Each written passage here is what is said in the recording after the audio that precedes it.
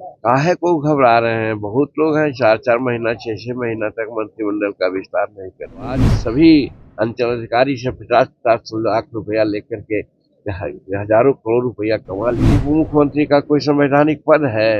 वो तो एक मंत्री थे। ये अलग थी कि उनको 5 को विभाग दे दिया गया था। बजट सेशन छोड़ करके भाग गया हो और बाहर जाकर कुछ लूल जुलूल बात बोल रहा हो कि 17 महीना में हमने एक कर दिया है, तो ये कितना, हम तो समझते हैं कि इसको राजनीतिक दृष्टिकोण से इसको मूर्खता ही कहा जाता है। क्या साबित हुआ? तो मुख्यमंत्री का चलता है कि मंत्री का चलता है, इतना भी नहीं समझते हैं वो। आदरणीय जीतन बाबू मांझी जी के सारे आरोप तेजस्वी यादव जी के लिए आशीर्वाद ही होंगे। मांझी जी को तो हम लोगों की शुभकामना है। बिहार के पूर्व मुख्यमंत्री जीतन राम मांझी ने तेजस्वी यादव पर बड़े आरोप लगाए और कहा कि तेजस्वी यादव जब सरकार में थे तो 50-50 लाख रुपया लेकर ट्रांसफर पोस्टिंग करते थे। इतना ही नहीं बल्कि शिक्षकों की बहाली जब हुई थी तो उसमें भी तेजस्वी यादव ने बड़े भ्रष्टाचार किए थे, खूब पैसा लूटा था। ये आरोप जीतन राम मांझी तेजस्वी यादव पर लगाते हैं, लेकिन तेजस्वी यादव और पूरी आरजेडी जीतन राम मांझी के लिए सॉफ्ट नजर आई है। जीतन राम मांझी के लिए उन्होंने आदरणीय शब्द का इस्तेमाल किया है, शुभकामनाएं दिए हैं। यहाँ तक कि ये भी कहा गया है कि जीतन राम मांझी ने तेजस्वी यादव पर जो आरोप लगाए हैं, दरअसल वो आरोप तेजस्वी यादव के लिए आशीर्वाद है। ये बयान आरजेडी के प्रवक्ता मृत्युंजय तिवारी का है। मृत्युंजय तिवारी और पूरी आरजेडी जीतन राम मांझी के लिए खूब सॉफ्ट नजर आई है। एक भी कटु शब्द का इस्तेमाल नहीं किया गया है। आप मृत्युंजय तिवारी के इस बयान को सुनिए और समझिए। आदरणीय जीतन बाबू मांझी जी के सारे आरोप निराधार हैं, मनगढ़ंत हैं, हास्यास्पद हैं। तेजस्वी यादव जी के 17 महीनों के काम जो विश्व कीर्तिमान स्थापित हुए, लाखों लाख नौजवानों को नौकरी बांटी गई, नियुक्ति पत्र बांटे गए, आरक्षण का दायरा बढ़ाया गया, 2 लाख हर गरीब परिवार को देने की व्यवस्था की गई। आदरणीय जीतन बाबू मांझी जी के सारे आरोप तेजस्वी यादव जी के लिए आशीर्वाद ही होंगे। मांझी जी को तो हम लोगों की शुभकामना है। उनको मंत्रिमंडल में और एक मिल जाए, 2-2 मंत्री उनके पार्टी से हो जाए, ये हम लोग चाहते हैं। उनका तो कोई वहाँ सुन नहीं रहा, कोई मांग उनकी पूरी हो नहीं रही, तो वो तेजस्वी यादव जी पर आरोप लगा रहे हैं।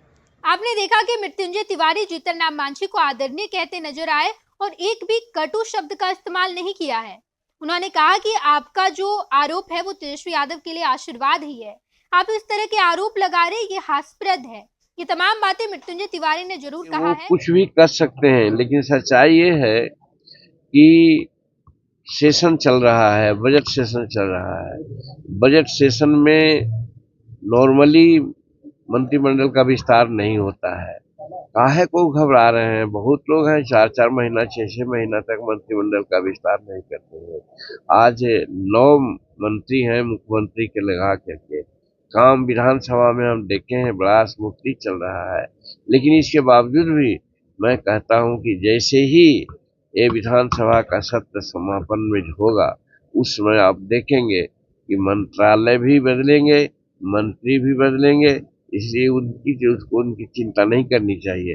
और अगर उनको चिंता करना चाहिए था तो आज हम 42 वर्ष 43 वर्ष से विधानसभा में हैं और आज तक ऐसा नहीं देखा। स्वर्गीय जननायक कर्पूरी ठाकुर भी थे नेता विरोधी दल, अन्य लोग को भी देखा नेता विरोधी दल रहते हुए, लेकिन बजट सेशन छोड़ करके भाग गया हो और बाहर जाकर कुछ लूल जुलूल बात बोल रहा हो, ये प्रथम बात है।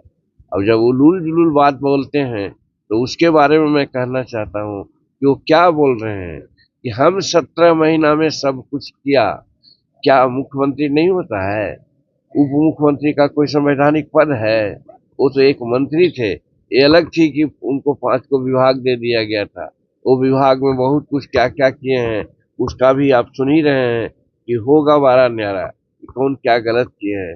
तो एक मंत्री कहे कि 17 महीना में हमने एक कर दिया है, तो ये कितना, हम तो समझते हैं कि इसको राजनीतिक दृष्टिकोण से इसको मूर्खता ही कहा जा सकता है, अज्ञानता ही कहा जा सकता है। लेकिन वो कह रहे हैं तो जो लोग मूर्ख है वो उनकी बात को समझ रहा है, जो विद्वान है जिनको संविधान का ज्ञान है वो हंसता है कि बताइए, मुख्यमंत्री हर चीज के लिए जवाबदेह है, मुख्यमंत्री सब डिसीजन लेता है। मंत्री कौन होता है जो कहते हैं कि 17 महीना में हमने ये कर दिया। अगर शिक्षा नियुक्ति की बात अगर कर किए हो तो मैं तो कहा कल भी एक अपने मीटिंग में कि आज 21 लाख एकड़ जमीन बिहार में भूदान सीलिंग और बिहार सरकार की है। हमारे यहाँ मात्र 13 या 14 लाख परिवार है जिनको जमीन एक धूर नहीं है। अगर बंटवा देते वो तब हम मानते कि राजस्व विभाग उन्हीं के पास था, तो वो तो पड़े क्या भाई, तो ट्रांसफर पोस्टिंग में पड़े जिसको कि मुख्यमंत्री ने बंद कर दिया। तो क्या साबित हुआ, तो मुख्यमंत्री का चलता है कि मंत्री का चलता है। इतना भी नहीं समझते हैं वो। इतना कहने के पीछे मेरा यही है कि अगर चलता तो आज सभी अंचलाधिकारी से 50-50 लाख रुपया लेकर के हजारों करोड़ रुपया कमा लिए थे लोग। आज नतीजा होता कि सब पोस्टिंग हो जाता, लेकिन नीतीश कुमार उसको रोक दिए। तो मुख्यमंत्री का वर्चस्व होता है, जो मुख्यमंत्री चाहेगा वो करेगा। तो वही नियुक्तियां में भी हुई है।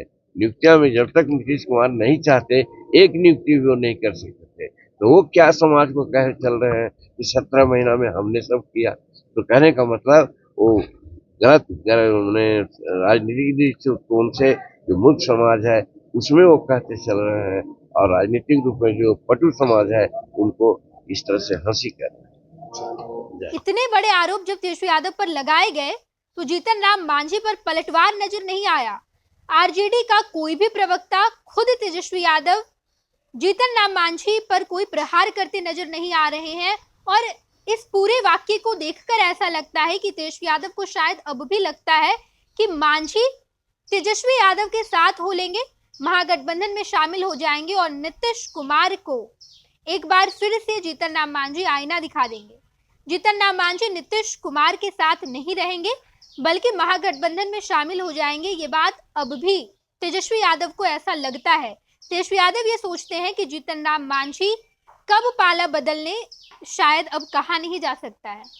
जीतन राम मांझी तेजस्वी यादव के साथ आ सकते हैं, ये बात तेजस्वी को आज भी लगती है। इस वजह से तेजस्वी यादव का पूरा कुनबा, तेजस्वी यादव खुद और पूरी आरजेडी जीतन राम मांझी के लिए सॉफ्ट नजर आ रही है। शायद तेजस्वी यादव को अब भी ऐसा लगता है कि जीतन राम मांझी नीतीश कुमार का साथ छोड़कर महागठबंधन में शामिल हो सकते हैं। ये देखना बड़ा ही दिलचस्प होगा। लोकसभा चुनाव नजदीक है, 1 साल बाद विधानसभा चुनाव भी है, और जीतन राम मांझी जिस तरीके से नीतीश कुमार पर भी प्रहार करते नजर आए हैं और आज तेजस्वी यादव पर भी बड़ा प्रहार किया है, लेकिन तेजस्वी यादव बड़े सॉफ्ट नजर आए हैं जीतन राम मांझी के लिए। देखना बड़ा दिलचस्प होगा। हम तमाम खबरों से आपको रूबरू कराते रहेंगे। देखते रहिएगा फर्स्ट बिहार झारखंड। धन्यवाद। पैनोरमा ग्रुप, जो सोचता है वो करता है।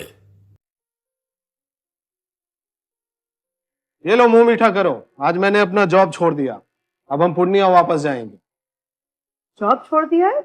मतलब ये घर कैसे चलेगा? हम करेंगे क्या? और माँ बाबूजी क्या बोलेंगे?